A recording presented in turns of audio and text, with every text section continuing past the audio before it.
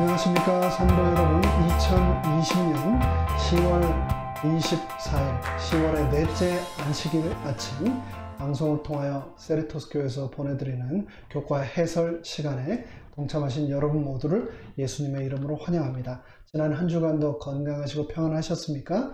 또 특별히 지난밤 잘 주무셨습니까?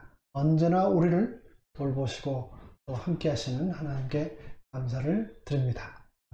오늘은 2020년 제4기의 네 번째 과, 제4과를 공부를 할 텐데요. 4과의 제목은 여호와의 눈, 성경의 세계관이라고 하는 제목입니다. 이 제목의 내용의 말씀을 함께 나누기에 앞서 함께 머리 숙여 잠시 기도드리겠습니다. 하늘에 계신 저희들의 아버지 하나님, 이 시간 우리는 하나님께서 우리에게 주신 말씀을 펼치고 하나님께서 이 세상을 어떻게 창조하셨는지, 그리고 만드신 그 세상을 우리가 어떠한 눈으로 바라보아야 하는지, 그것에 대하여 성령님의 지혜와 인도하심을 구하겠습니다. 이 시간 우리 마음 가운데 친히 함께 하시고 또 말씀하여 주셔서 주신 말씀대로 우리가 살아가는 충성스러운 주님의 제자 되도록 은혜 베풀어 주시옵기를 예수님의 이름으로 간절히 기도드리옵나이다. 아멘. 조금 전 말씀드린 것처럼 오늘은 여호와의 눈, 성경의 세계관이라고 하는 제목으로 제4과의 내용을 살펴볼 텐데요. 여기서 눈이라고 하는 단어가 등장했습니다. 여러분은 눈이라고 하는 단어를 들으시면 가장 먼저 무엇이 떠오르십니까?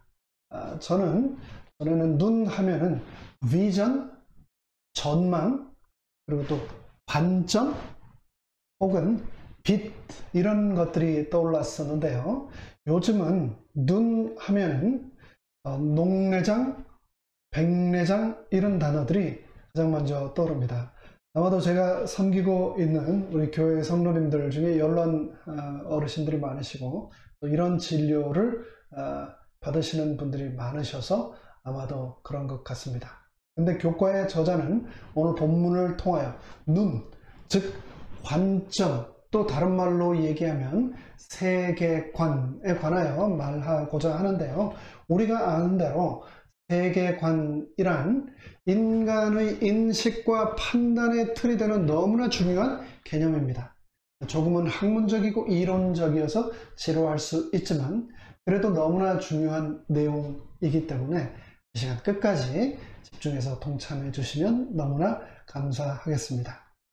특별히 이 딱딱할 수 있는 내용을 재림마을 교과 해설자인 우리 정성진 교수님과 CBN 라디오 방송의 정수희 목사님께서 아주 쉽고 재미있게 귀에 쏙쏙 들어오게 잘 해설을 해 주셨던데요. 오늘 방송을 시청하신 후 금방 말씀드린 두 분의 교과 해설도 꼭 들어보시기를 추천드립니다. 먼저 기억절의 말씀을 읽겠습니다. 여호와의 눈은 어디서든지 악인과 선인을 감찰하시느니라.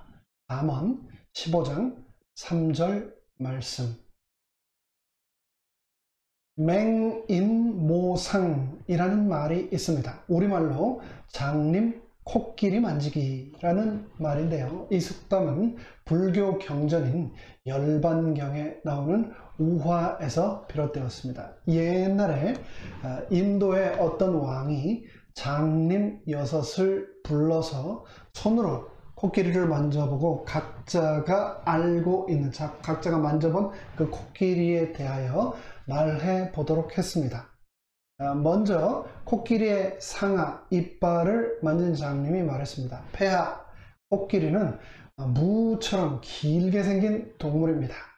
그러자 코끼리의 귀를 만졌던 장님이 말했습니다. 아닙니다, 폐하.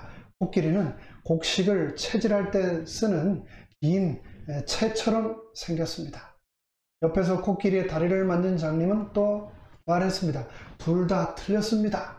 코끼리는 마치 커다란 절구통처럼 생긴 동물입니다.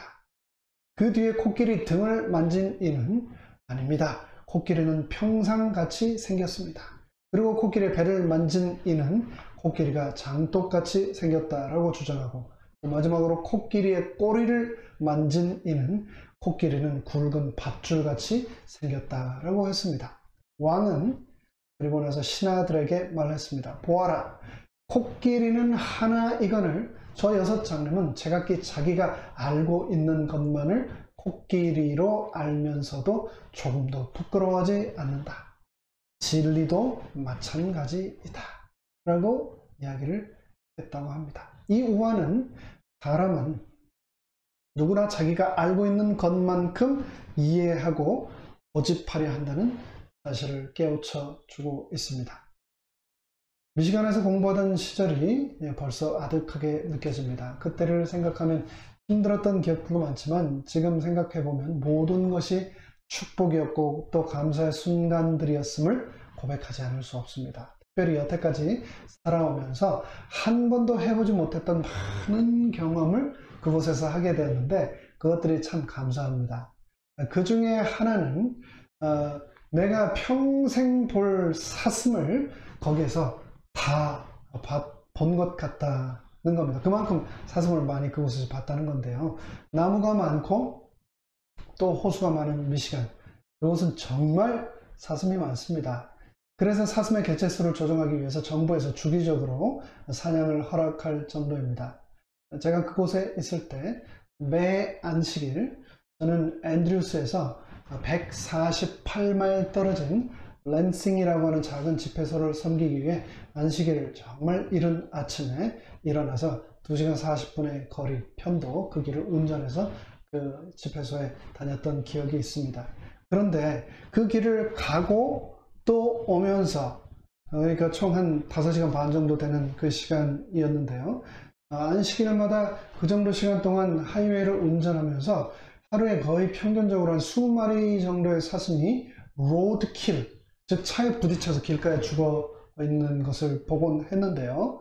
운전을 하면서 그래서 가장 걱정되는 것 중에 하나가 강풍 또 폭설 그런 것도 있었지만 그에 못지않게 길에서 갑자기 튀어나오는 사슴을 받아서 사고가 나는 그것이 저는 참 두려웠습니다. 차에 부딪히면 사슴만 죽는 것이 아니라 차도 굉장히 많이 상하고 간혹 인명피해까지 일어나는 일들이 심심치 않게 있었습니다. 운전자로서 저에게 그것은 굉장히 큰 컨선 중에 하나였습니다. 그래서 사슴을 피하기 위해서 큰 트레일러 뒤를 쫓아서 그 뒤로만 운전하던 습관이 그때 있었던 것 같습니다. 그런데 그곳에서 오래 사신 분들에게 사슴과 부딪히는 것을 피하는 방법이 없느냐라고 여쭤봤더니 차 앞쪽에 디어혼이라고 하는 것을 달면 사슴이 와서 부딪히지 않는다 라고들 하셨습니다. 그래서 어떻게 그럴 수 있느냐라고 여쭤봤더니 그 자그마한 디어혼이 인간의 귀에는 들리지는 않지만 사슴의 귀에는 들리는 주파의 소리를 내서 도로로 차로 사슴이 다가오지 않게 한다는 겁니다. 인간은 듣지 못하는 소리가 사슴에게는 들리는 것이죠. 인간은 우리가 금방 말씀드린 것처럼 모든 소리를 듣지 못합니다. 가청 주파수가 있습니다. 그 범위 바깥쪽의 소리는 우리는 들을 수 없습니다. 하지만 다른 동물들은, 다른 생물체들은 그런 소리를 듣고 살아갑니다. 그러니 내 귀에 들리는 것이 전부라는 그런 생각을 해서는 안 되겠죠. 근데 소리만 그런 것이 아니라 보는 것도 마찬가지입니다. 이 땅에 존재하는 생물들은 다 같은 공간에 살고 있지만 저마다 세상을 보고 이해하는 방식이 다릅니다. 사람은 주로 눈을 통해서 세상을 인식합니다. 사람이 얻는 정보 중에 눈을 통해 얻는 정보가 약 80% 정도 된다고 하는데요. 사람의 눈은 무려 17,000가지나 되는 색을 식별해낸다고 합니다. 그러나 이렇게 대단한 사람의 눈도 극히 일부 파장으로 만들어내는 빛이 망막에 맺힌 상을 볼 뿐이지 그 밖의 영역의 것들은 우리의 눈으로 볼 수가 없습니다.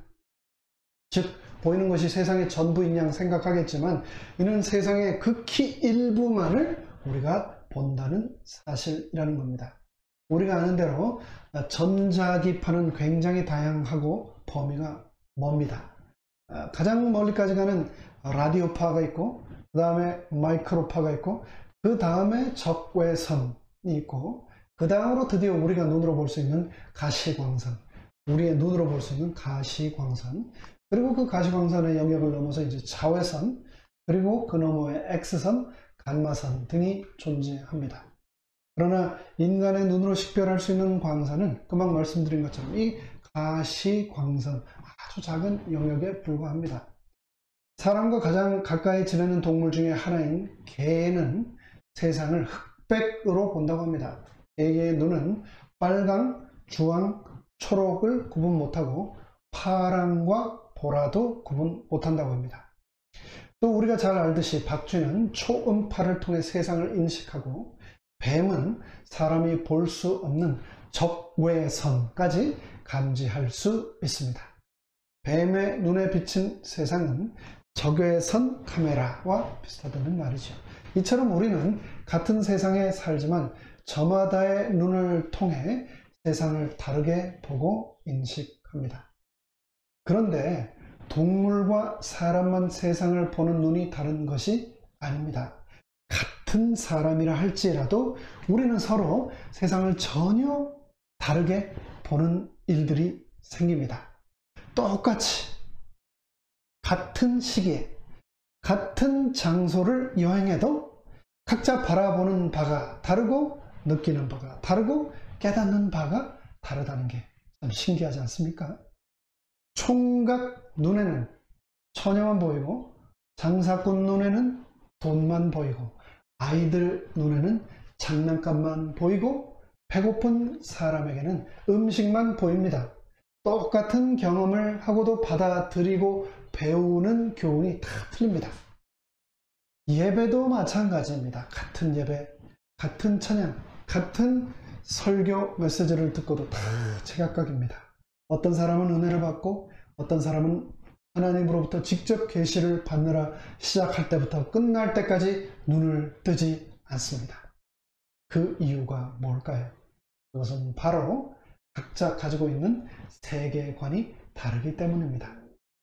세계관이라는 것은 흔히 세상을 인식하고 판단하는 기준이라고 우리가 말하는데요. 같은 세상, 같은 현상을 보더라도 저마다의 세계관에 따라 그것을 인식하고 판단하는 것이 다릅니다. 똑같은 우주선을 타고 똑같이 지구 밖으로 나가서 같은 지구와 우주를 바라보며 한 사람은 우주 그 어디에도 하나님은 없다고 말하고 또 다른 한 사람은 하나님은 어디에나 계시다고 말하게 되는 이유는 뭘까요? 이 세상을 하나님이 창조하셨다고 믿으며 바라보는 사람과 이 세상은 우연히 만들어지게 되었다고 믿으며 인생을 살아가는 사람이 결코 같을 수가 없습니다. 오늘은 세상의 많은 가치관들 중에 성경이 말하는 세계관이 무엇인지 살펴보겠습니다. 그리고 더 나아가 나와 다른 세계관을 가지고 있는 사람들과 어떻게 소통하고 성경적 세계관을 전달할 수 있을지도 함께 고민해보는 시간을 갖겠습니다. 그러면 이제 하루씩 내용을 살펴보겠습니다. 첫째 날 10월 18일 일요일의 제목은 여호와의 눈, 하나님은 존재하신다 라는 내용의 소지인데요. 기억절의 말씀입니다. 어리석은 자는 그의 마음에 이르기를 하나님이 없다 하도다.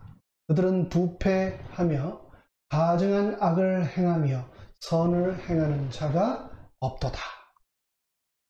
성경적 세계관이란 한마디로 여호와 하나님, 하나님의 눈으로 세상을 바라본다는 겁니다. 인간의 눈으로 볼 수 있는 세상은 극히 일부분입니다. 우리가 느끼고 깨달을 수 있는 것 역시 매우 제한적입니다. 우리가 볼 수 없고 이해할 수 없는 많은 것들이 우리 주변에 있다는 말입니다. 그렇다면 우리는 무엇을 기준으로 세상을 인식해야 할까요? 그것은 바로 인간의 한계를 뛰어넘어 세상을 가장 정확하게 바라보시는 여호와의 눈을 통하여 세상을 바라보는 것입니다. 예를 들어 보겠습니다. 우리의 눈으로는 세상의 시작을 볼 수 없습니다. 어떻게 땅이 생기고 물이 존재하게 되었으며 그 안에서 생명이 시작하게 되었는지 도무지 알 길이 없습니다. 단지 우리가 볼 수 있는 것은 지질학자들이 발견한 지질층이나 그 속에 발견된 화석들과 같은 매우 제한적인 정보들 뿐입니다. 이것을 통해 사람들은 지구와 우주의 시작을 추측할 뿐입니다. 하지만 여호와의 눈은 우리에게 전혀 다른 이야기를 해줍니다. 여호와의 눈으로 본 세상은 성경에 정확히 기록되어 있습니다. 성경은 지구의 시작을 바로 하나님이라고 말합니다. 그러면서 창세기 1장 1절은 이렇게 선언하셨죠.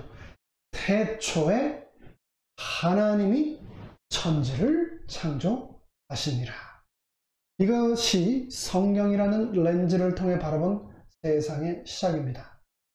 뿐만 아니라 여호와의 눈은 우리 눈에 보이지 않는 영적인 세계에 대해서도 이야기합니다. 오늘날 과학적 사고에 익숙한 사람들에게는 영적인 세계라는 개념이 유아적이고 미신적이고 원시적인 개념이라고 생각이 될지 모르지만 여호와의 눈은 여전히 분명하고 또 우리의 눈에 보이지 않는 영적인 존재들의 싸움이 있음을 우리에게 말해 줍니다. 우리의 삶이 그 영적인 존재들과 밀접하게 연결되어 있음을 보여줍니다. 그래서 성경에서 말씀하셨죠. 어리석은 자는 그의 마음에 이르기를 하나님이 없다 하도다. 그들은 부패하며 가증한 악을 행하며 선을 행하는 자가 없도다. 이런 세상을 살면서도 누군가의 눈에는 하나님의 존재가 전혀 보이지 않습니다. 이런 자들을 우리는 흔히 무신론자라고 부르는데 이들은 자신이 이해할 수 있고 객관적으로 증명해낼 수 있는 것만이 사실이라고 믿습니다. 어떻게 보면 이런 입장이 매우 합리적이고 논리적이며 과학적이라고 느껴집니다.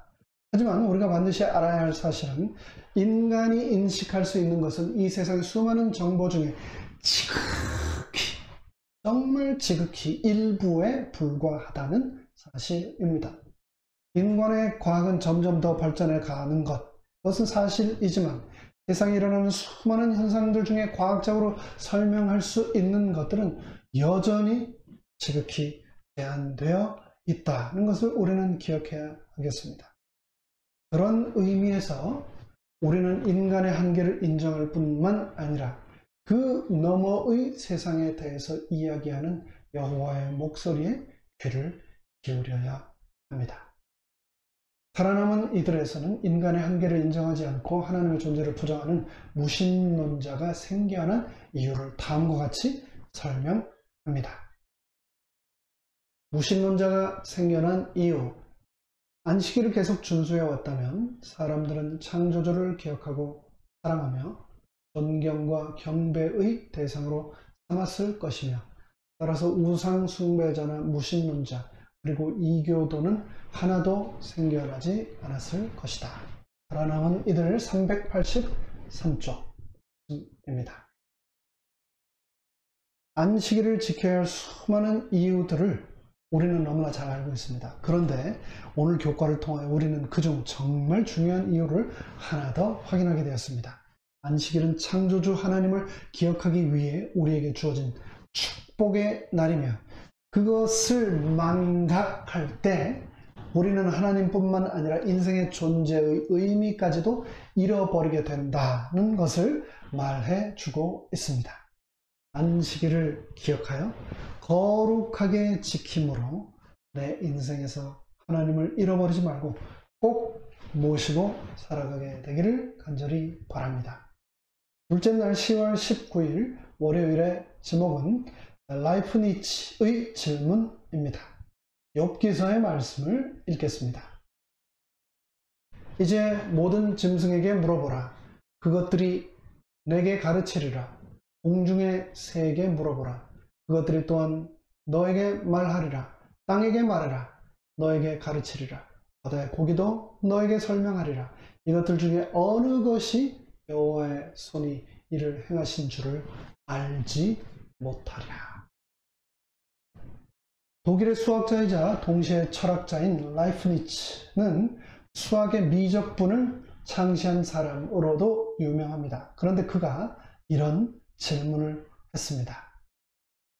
왜 세상에는 아무것도 없는 것이 아니라 무엇인가가 있는 것일까?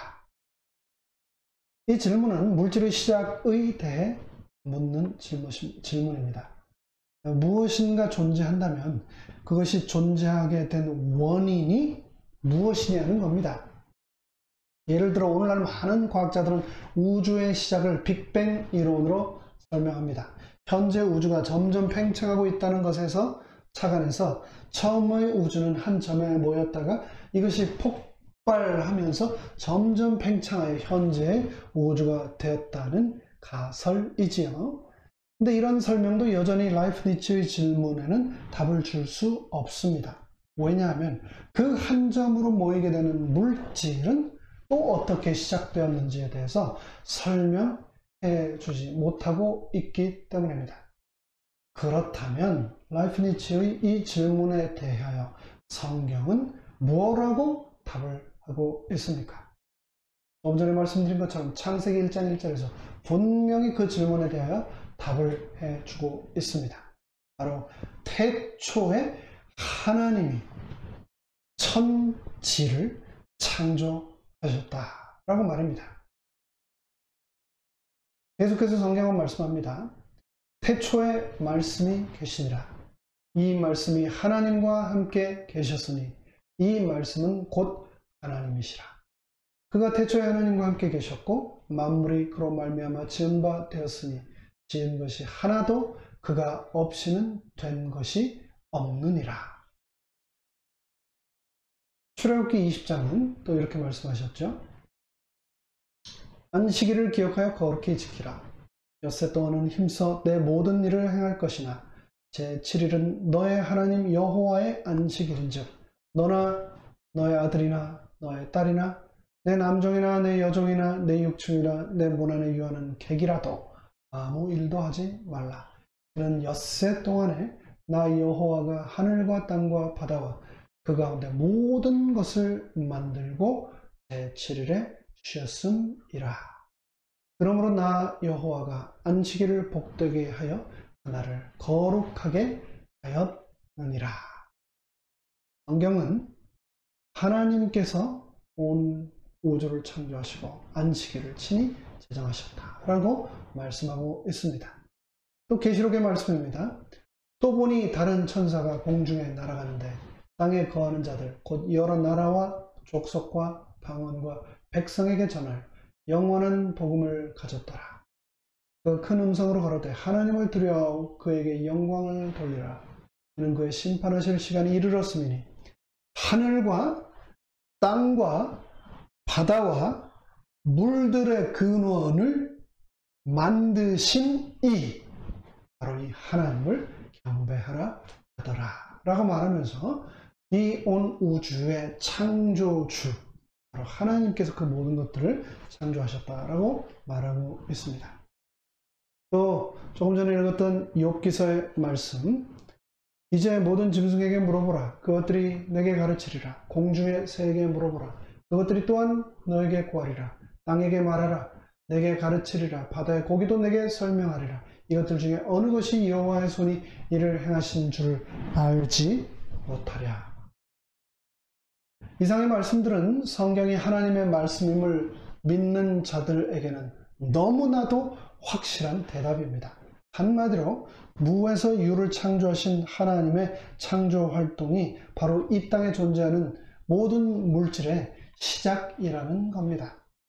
근데 그럼에도 불구하고 오늘날 우리와 우리의 자녀들이 창조론을 의심하고 진화론과 불가지론에 자꾸 흔들리게 되는 이유는 무엇일까요? 그에 대하여 교육은 다음과 같이 말하고 있습니다. 불신을 조장하는 진화론과 유사 오류들, 일반적으로 연구되고 있는 자연과학의 연구에도 큰 위험은 있다. 진화론과 이와 유사한 오류가 유치원으로부터 대학에 이르는 각급 학교에서 가르쳐지고 있다. 그리하여 하나님에 대한 지식을 가르쳐야 할 과학의 연구가 사람의 이론과 가설들로 혼합된 잘못된 이론에 의하여 하나님을 불신하는 일을 조장하고 있다. 교육 227쪽의 말씀입니다. 요즘은 책이나 매거진을 요약해서 설명해주는 유튜브 채널들이 참 많습니다. 방대한 새로운 지식들을 캐치하기 위해 너무나도 유용한 툴들입니다. 근데 그 중에 상당히 많은 것들이 과학과 미래에 관한 책들을 정리해준 그런 서머리들인데요. 거의 대부분의 것들은 우주의 시작과 모든 생명체의 기원에 관하여 말하기를 이 모든 것이 우연히 생겨나게 되었고 진화를 통해서 발전하게 되었다 라고 하는 진화론에 입각한 설명들입니다. 이미 재림교회 내에서 모든 교육을 다 마친 성인인 저 자신도 그런 책들과 그런 이론들과 그런 강연들을 계속 듣다 보면 정말 그런가? 라는 생각이 저도 모르게 들 때가 가끔 있습니다. 근데 아직 세계관과 또 사고가 완전히 형성되지 않은 아이들이나 초신자들이 그런 정보를 계속해서 접하게 된다면 결과는 뻔한 것입니다. 가설임에도 불구하고 그들은 진화론을 기정사실화해서 받아들이게 됩니다. 하나님을 부인하는 과학체계, 유신론적 진화론 등은 결코 창조론, 성경과 조화될 수 없으며 결국 우리가 하나님을 불신하게 만든다는 것을 우리는 기억해야 하겠습니다.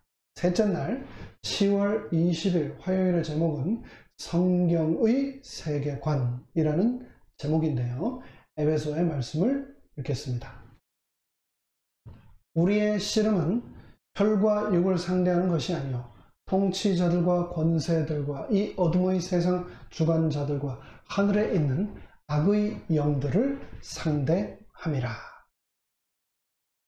셋째 날의 주제는 세계관, 특별히 대쟁투적인 세계관을 어떻게 우리가 이해해야 할 것인가에 관하여 말하고 있습니다.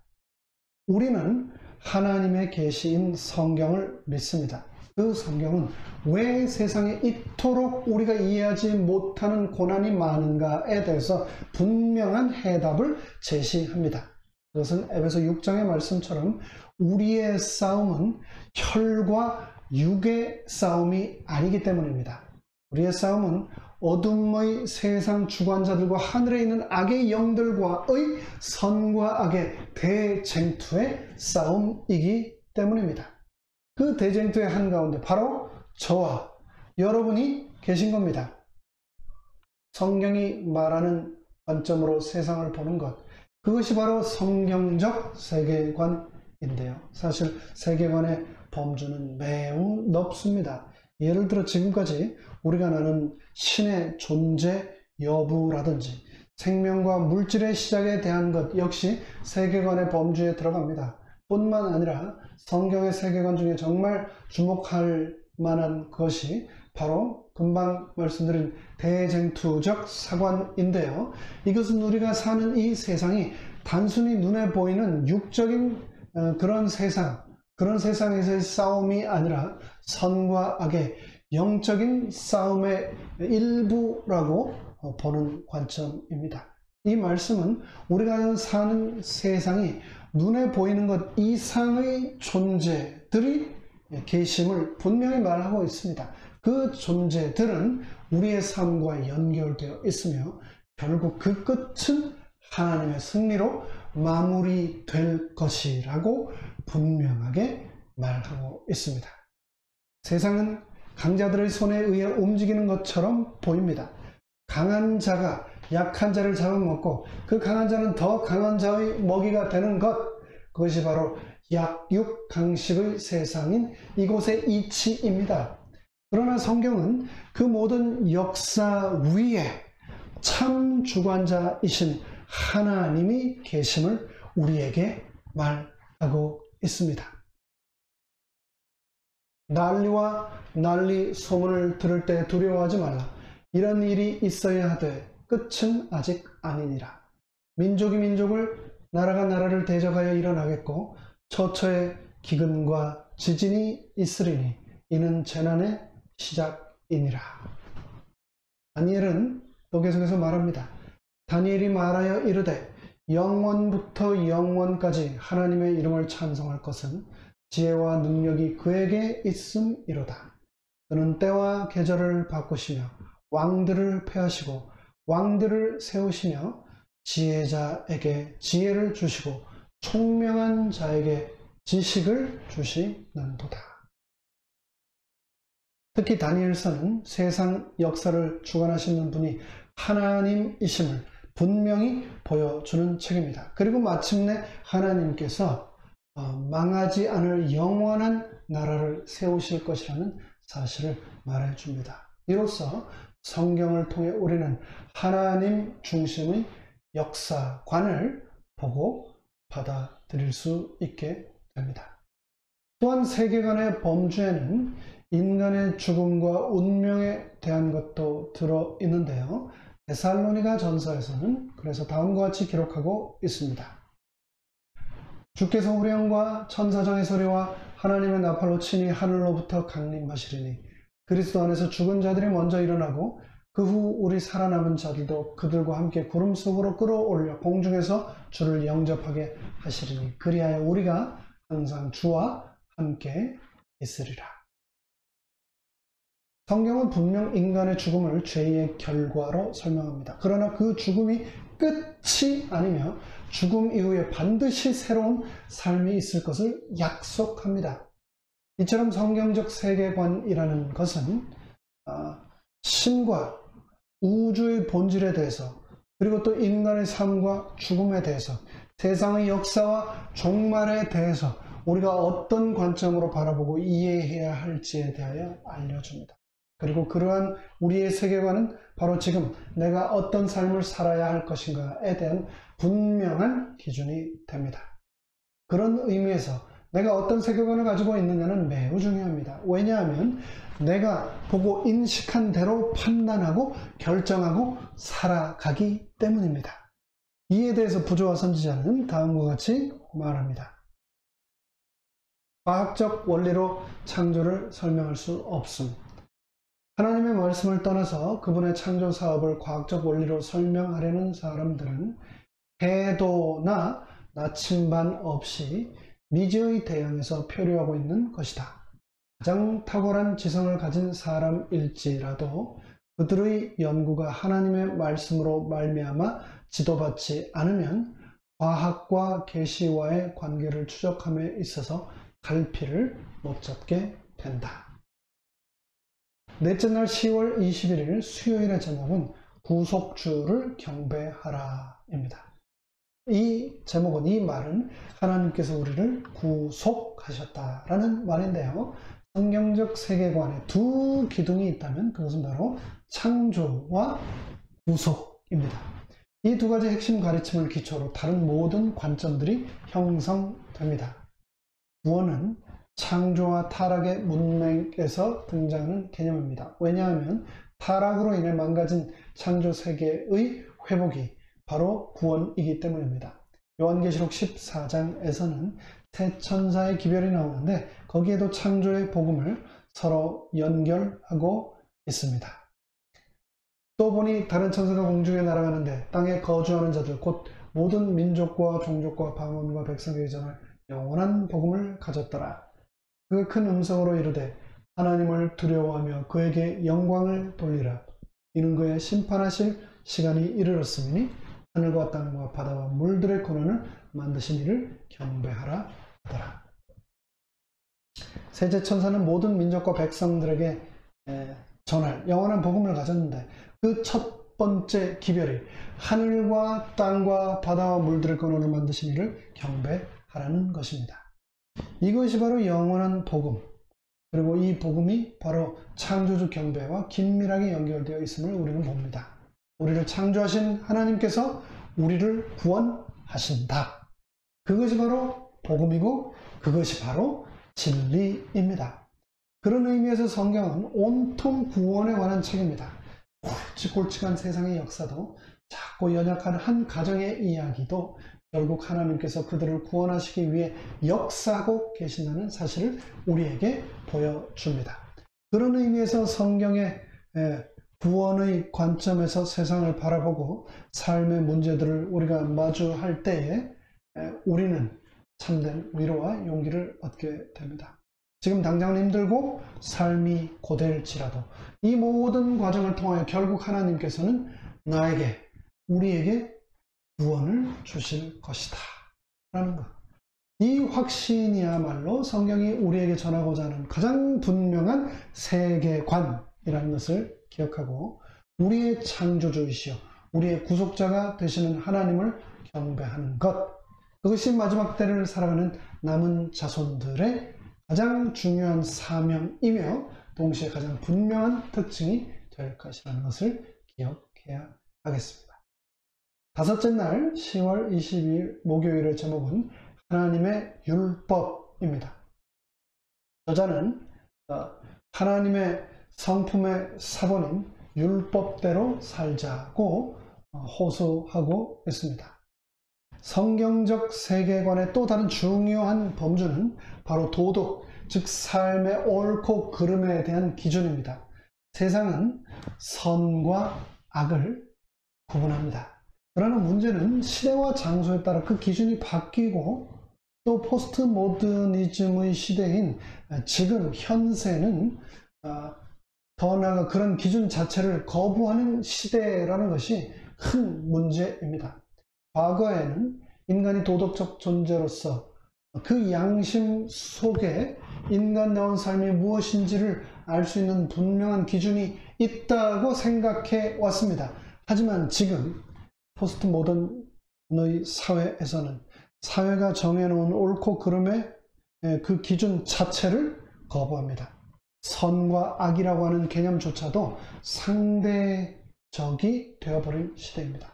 그것을 적용하고 해석하는 사람에 의해 얼마든지 그 기준이 변경되는 것이 오늘날을 살아가는 우리의 이 시대입니다.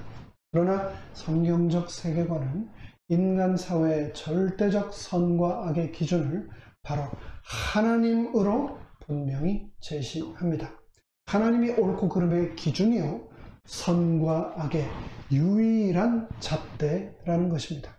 그리고 그 하나님께서 인간을 위해 옳고 그름의 기준이 되는 율법을 주셨다라고 성경은 말합니다.